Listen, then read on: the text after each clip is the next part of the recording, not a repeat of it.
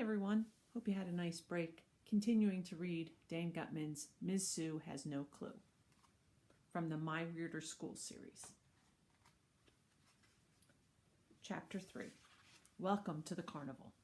Over the next month, everybody got ready for the school carnival. The parents and teachers built lots of booths and games. In art class with Miss Hannah, we made posters. After school, we went to all the stores in town and asked if they would display our artwork in their windows. The town put up a big banner across Main Street. Come to the elementary school carnival on Saturday.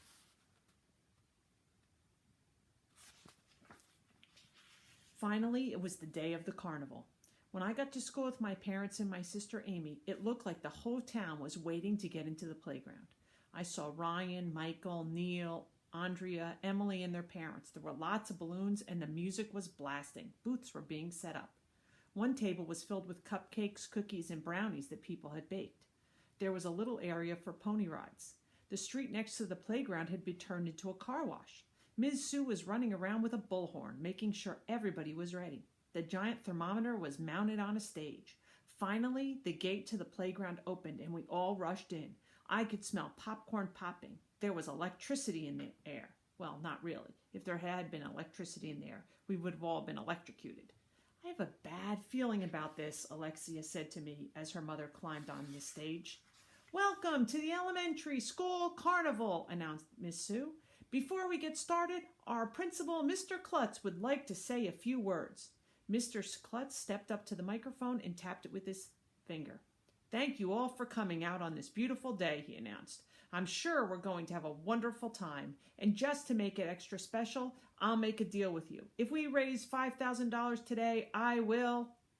Everyone got quiet and leaned forward to hear Mr. Klutz was going to say. He was always making a deal with us. There's Miss Sue and Mr. Klutz on the stage. One time he said if we read 1,000,000 pages, he would turn the gym into a video game arcade. Another time he said that if we did 1,000,000 math problems, he would kiss a pig on the lips. He also married a turkey after we made a really nice Thanksgiving display. That was cool.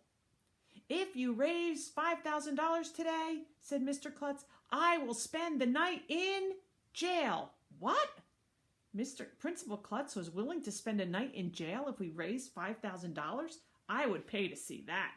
Ms. Sue walked around with her big bucket. Parents were pulling out their wallets and putting money in the bucket. Dad, I asked, do you have $5,000 so we can send Mr. Klutz to jail? I will contribute $1, my dad told me, handing a dollar bill to put in the bucket. I walked around the carnival with my family. There was a long line of tables. Behind each one was a parent or teacher doing something to raise money. Ms. Hannah was in charge of face painting. Our lunch lady, Ms. LaGrange, was selling chocolates, summer sausages, and flavored popcorn. There was a silent auction where grown-ups could bid on all kinds of stuff. You could buy gift wrapping paper at one table. At another table, they were even selling elementary school underwear. Great news, Miss Sue shouted into her bullhorn. We have raised our first $100. Everybody cheered. Ms. Sue put the money in a metal box, and then she drew a line on her giant thermometer. Our Spanish teacher, Miss Holly, had the booth next to the thermometer. She had a big glass jar filled to the top with gumballs. The person who guesses how many gumballs in this jar will win $30, Miss Holly told us. It costs just $1 to play. My mom gave Miss Holly $1, and I wrote my guess on a piece of paper. 100 million gumballs. I hope I win. At the next table was Mr. Tony, who runs the after-school program. A sign on his table said, Goating Booth.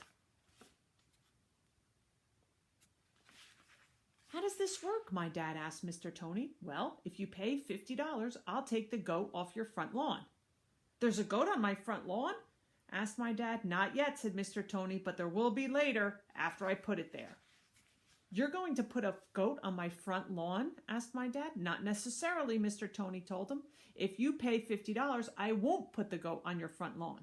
I don't want a goat on our front lawn, my mom yelled. They eat everything in sight and poop everywhere. You'd better pay the $50, Dad, I suggested. My dad did not look happy, but he pulled out his wallet and handed Mr. Tony $50. There's the goat on your front lawn. Just so you know, Mr. Tony said, we're having a special sale today. For just $40, I'll put a goat on somebody else's front lawn, and you get to choose which lawn I put it on. That's a pretty good deal, Dad, my sister said. Can we pay $40 to put the goat on Andrea's front lawn, I asked. No, said Mom. Andrea's mother is my friend. I would never do a thing like that to her. What's the big deal, I asked. Andrea's mom could just pay $50, and Mr. Tony wouldn't put the goat on her front lawn either. Is that right? Exactly, said Mr. Tony. It's sort of like buying goat insurance. Where do you keep all the goats? My dad asked him. Oh, I don't have any goats, replied Mr. Tony. If you don't have any goats, how can you put them on anyone's front lawn? I asked. That never came up, said Mr. Tony. Most people just pay the money, so I don't need any goats. What a scam. If you ask me, Mr. Tony is full of baloney. Miss Sue was walking around. We're up to $200, she shouted into her bullhorn. She put the money in the money box and drew a new line on her giant thermometer. The next booth had the words peace and love written all over it. Our crossing guard, Mr. Louie, was standing there in a tie-dye shirt. Hugs for $1, Mr. Louie shouted. Kisses for $2. Come, buy a kiss and a hug. No, thank you, my mom said as we passed by. Right next to Mr. Louie's booth was another booth with Mr. Docker, our science teacher, standing behind it. He was holding a toad in his hand, and the sign over the booth said, Kiss a toad, $1.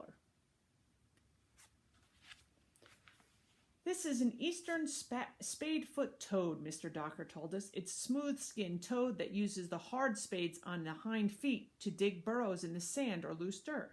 Very nice, said my dad, but I'm not paying $1 to kiss it. No, you don't understand, said Mr. Docker. You pay $1 so you don't have to kiss it. So if I pay you $1, I don't have to kiss the toad? asked my dad. That's right, said Mr. Docker. What if I kiss the toad anyway? My dad asked. Then you don't have to pay $1. That sounds like a fair deal to me, Dad said, and then he leaned over and kissed the toad. Ugh, disgusting. My dad just kissed the toad. I thought I was going to throw up. How about the rest of the family, Mr. Docker asked. Would you like to kiss a toad? The supermarket didn't have any apples today, Ms. Coco said, so I got watermelons instead. Oops, I missed a page. How about the rest of your family, Mr. Docker asked. Would you like to kiss the toad? No, thank you, said my mom. Yuck, not me, said my sister Amy. Count me out, I said. I'm not kissing a toad. Okay, that will be $3, please, said Mr. Docker. My dad pulled out the money.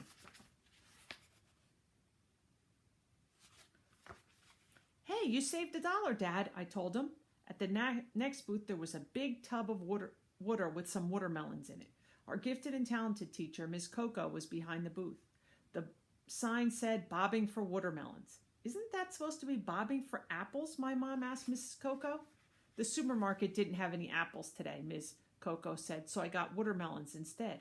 I can't fit a watermelon in my mouth, said my mom. Then you have to pay $1, said Miss Coco. My mom handed Miss Coco $1. Fundraising is weird. We will continue with this book next week.